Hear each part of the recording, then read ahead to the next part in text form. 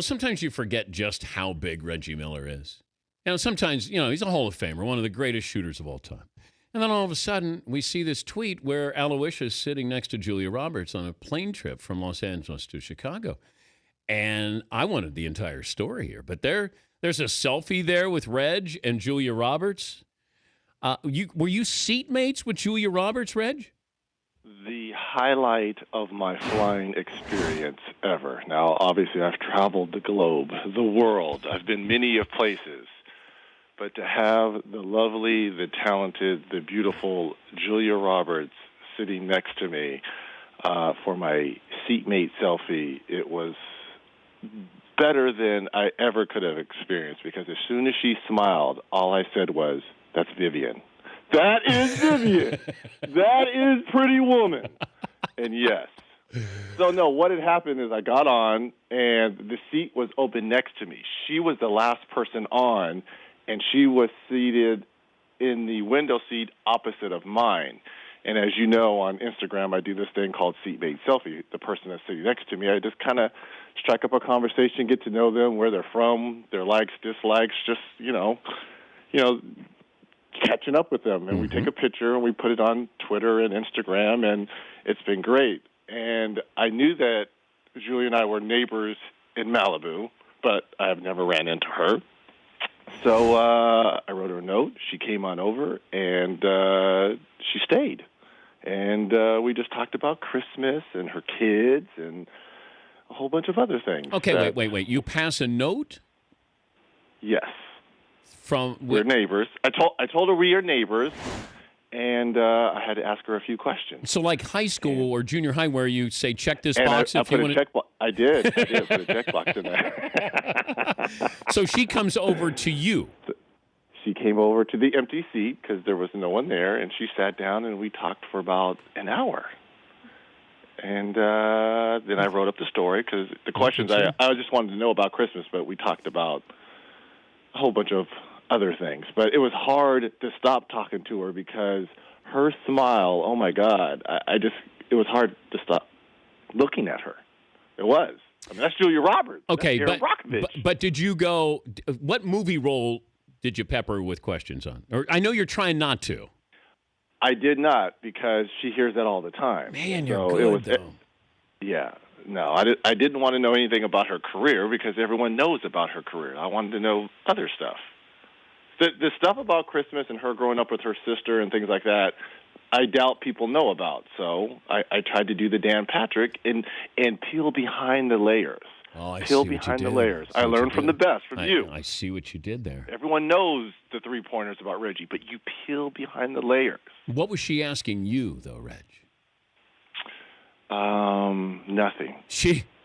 Nothing. Let me see. What did she ask? Did she ask you anything about your career? No. But I'm not quite sure she knew. No, she was a sports person, because her kids are really big into soccer. So, but nothing about basketball. Did she know who you were? I have no idea. I have no idea. That's a good question. That's something you're going to have to ask Miss Roberts. Did you mention me at any point? It was the highlight of my seatmate selfie coming, it was cool to have Julia Roberts. Did you mention my name at any point? I wanted to, because of, obviously you are a, motion action star, being in all those Sandler films. Yes. I wanted to do that to see if she had ever worked with you, but, after the hour got over, she had to go back to work, so, she was reading some scripts, so she went back to work. I like that. See, but there are times when you'll sit next to somebody, and if they put their headphones on or immediately look like they're going to sleep... I don't bother them. Okay. Right. I leave them alone. Just like I would hope they would leave me alone when I did that. All right. But I'm not doing that anymore, because whoever sits next to me, we're having nice conversations. I like that. I look... That's almost like a TV show. Like a webcast or something that you could say, seatmate selfies or something. Seatmate selfie, yes. Yeah, right? It's cool.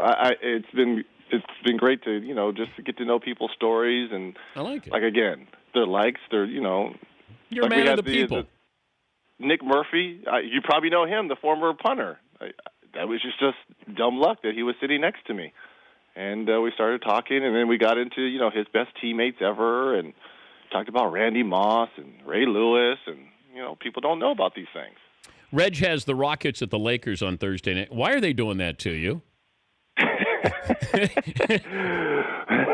I thought you called Number the big one, games. The Lakers are still a huge draw on television, and because it's the Kobe Bryant farewell tour. We didn't know this at the beginning of the season, right? Yeah. And you thought the Rockets were going to be much better coming off the Western Conference Finals from a season ago. So that's why it was scheduled way back in July.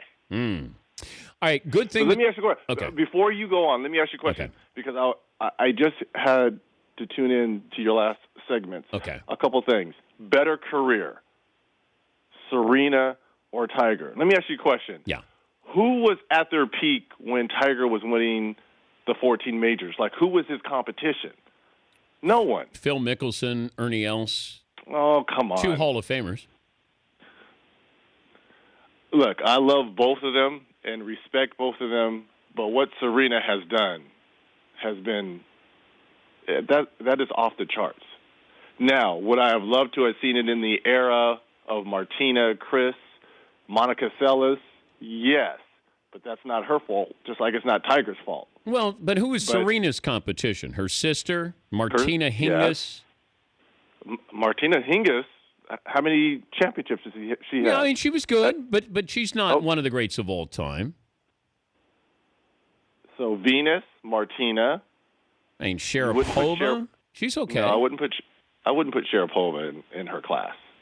That goes to my point of how dominant she was. So you would rather have Serena's career over Tiger's? Tiger changed the way people watch golf because obviously there wasn't many African Americans dominating golf. Mm-hmm.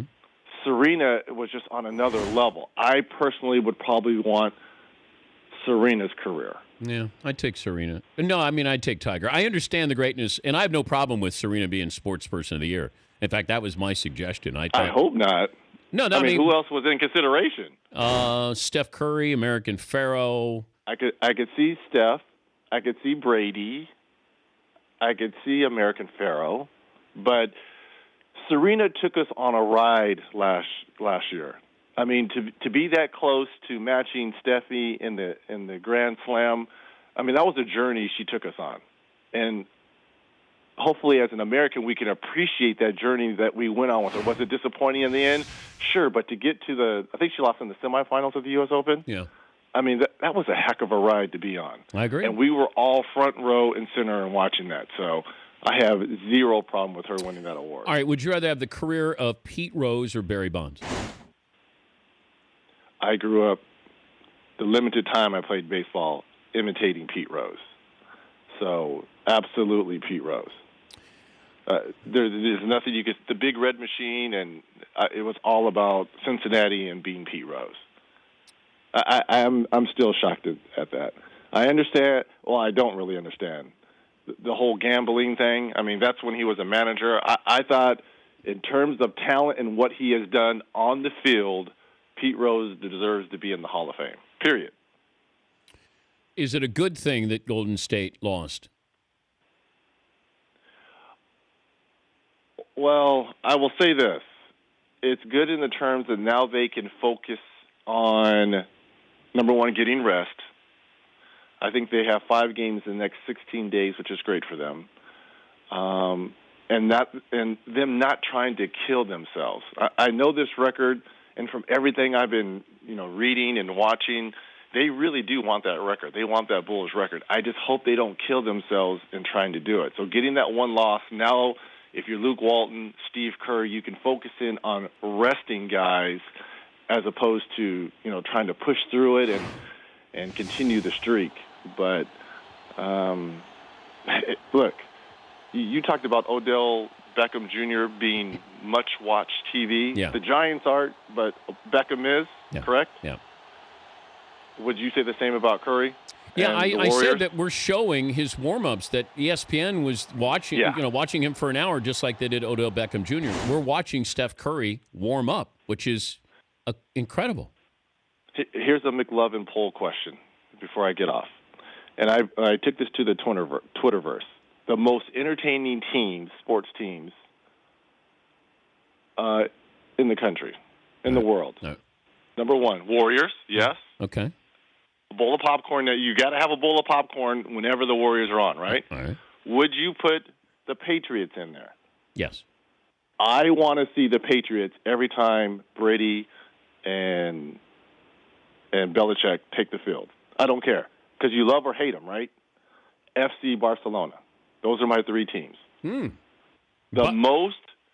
talking about, obviously, so no one in baseball. No.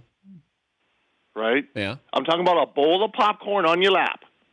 You have to watch them. Anyone else in football? Until this year, and what Carolina's doing, ho-hum, right? Yeah. Green Bay normally, if they're good. Cowboys normally, if they're competitive. When's the last time a bowl of popcorn for the Cowboys? Last year in the playoffs against Green Bay. The whole season?